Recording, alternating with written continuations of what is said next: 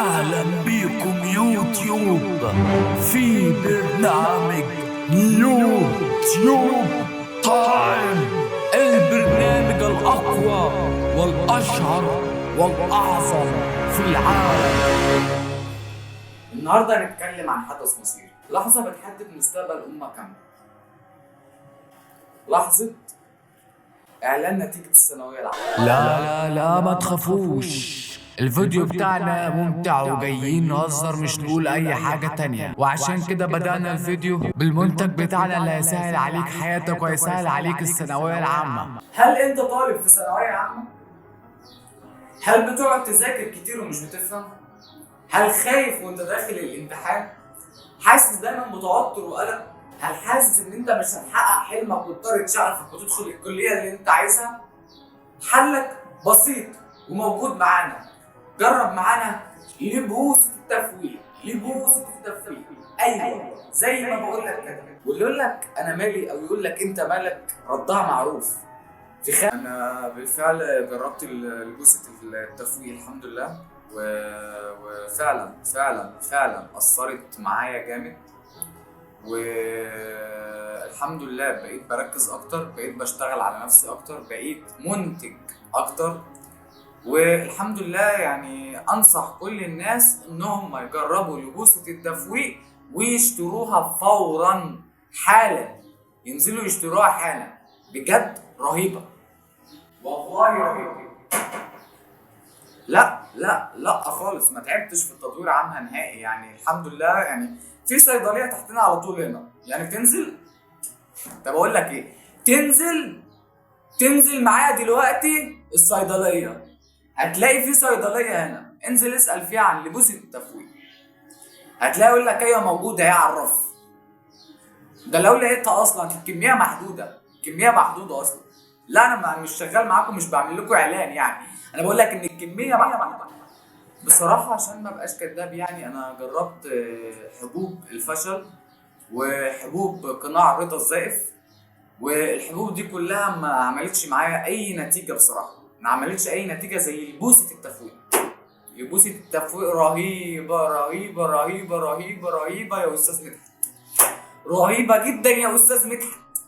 السلام عليكم اعزائنا المشاهدين. معانا في حلقتنا النهارده موهبة من نوع مختلف، موهبة مش متوفرة في كل الاسواق، محدش يعرف عنها حاجة، موهبة مدفونة زي كل المواهب المصرية اللي محدش يعرف عنها حاجة، موهبة مش هتلاقوا منها كتير، موهبة مميزة. معانا النهارده في حلقتنا الطالبة آية. أهلا وسهلا. الطالبة آية كانت يعني عملت كل حاجة ممكن تتعمل في الدنيا في الثانوية العامة. ممكن نعرف، ممكن أسأل حضرتك سؤال؟ والله يا طالبة آية، أنا بحب البرنامج بتاعك جدا وبتفرج عليه طول الوقت. يعني أشكرك على الأدب بتاعك. ممكن أعرف حضرتك كنت بتذاكري قد ايه في الثانويه العامه؟ انا الحمد لله يعني عملت اللي عليا وتعبت في الثانويه العامه، وما كنتش بشوف الشمس حرفيا. انا ما كنتش بشوف الشمس، كنت بذاكر اكتر من 12 ساعه. ويوم ما رحت الامتحان، انا المره الوحيده اللي شفت فيها الشمس كان يوم الامتحان، لكن غير كده ما شفتش الشمس بتاعتي. ما كنتيش بتشوفي الشمس؟ كنت بذاكر يعني طول النهار بتذاكري، ما كنتيش بتشوفي الشمس. والله يعني لكل مجتهد نصيب، وكل واحد بياخد خطوه وبيسعى بيلاقي بينجح في حياته. لكن تقعد وتندب حظك وتقول اصل انا مش بتيجي مع ناس وناس ومش عارف ايه وماشيه وسايط، لا يا حبيبي، ذاكر واتعب عشان توصل.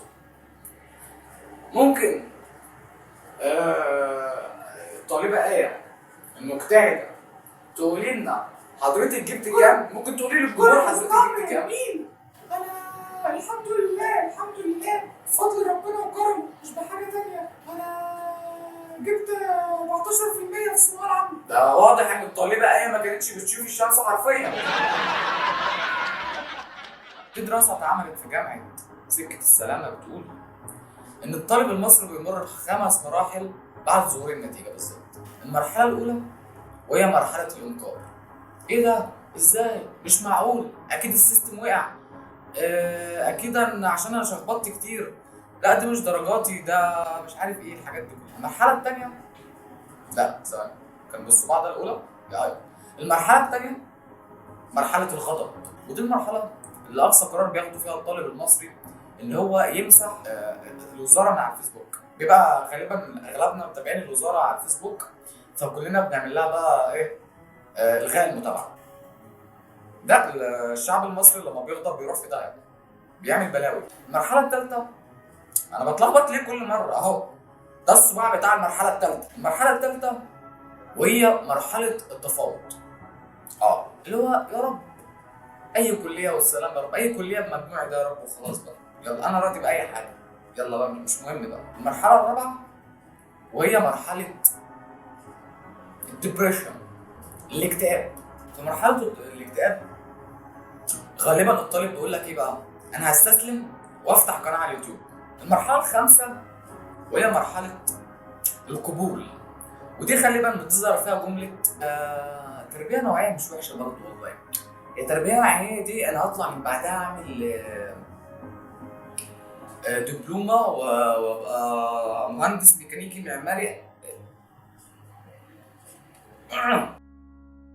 السلام عليكم، انا جاي اصور الفيديو ده واتكلم عشان انا جبت اخر من الطالب الفاشل اللي بيقول على التعليم في مصر انه فاشل، لانه هو طالب فاشل. انا ابويا قالها لي حكمه زمان، قال لي العلق في التعليم المصري هو العلق في التعليم الاجنبي. العلق هنا علق هناك. وبعدين مالها القرارات بتاعه الثانويه العامه؟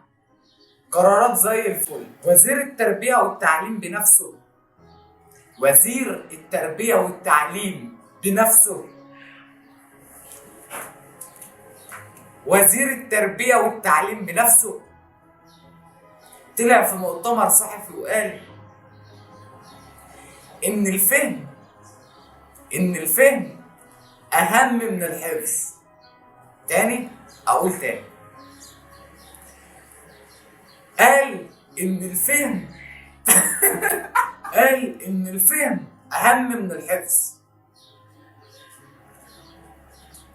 بس لما سألناه يعني ايه الفهم؟ ما ده سؤال الطالب ممكن يسأله، يعني ايه الفهم؟ الفهم اهم من الحفظ، يعني ايه الفهم؟ تاني، يعني ايه الفهم؟ قال لك ايه بقى؟ قال لك الفهم، قال وانا افتكر الجمله دي كويس، انا سمعتها منه.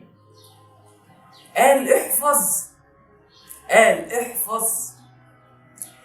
لان الفهم اهم من الحفظ. اقولها تاني، قال احفظ لان الفهم اهم من الحفظ. وافهمها لوحدك بقى، افهمها لوحدك بقى. في نهاية هذه الفوضى التعليمية المنظمة لابد أن نعيد طرح السؤال الجماهيري الذي تتجاهله الوزارة ويتجاهله الطالب وتتجاهله الحياة ذاتها، ولأن العقل لا يقاس بعدد الإجابات النموذجية التي يحفظها بل بعدد الأسئلة التي يجرؤ على طرحها. فدعني أطرح عليك سؤالا أخيرا، هل أنت ناجح أم فقط تم قبولك في إحدى درجات الفشل المصنفة؟ شكرا لكم، ده كان برنامج نيو يوتيوب تايم. الحلقه الاولى خلصت معانا، استنى حلقات تانية جديده. لو عندكم افكار او عايزين حلقات تانية او نتكلم في مواضيع معينه يا ريت تقولوها. سلام عليكم.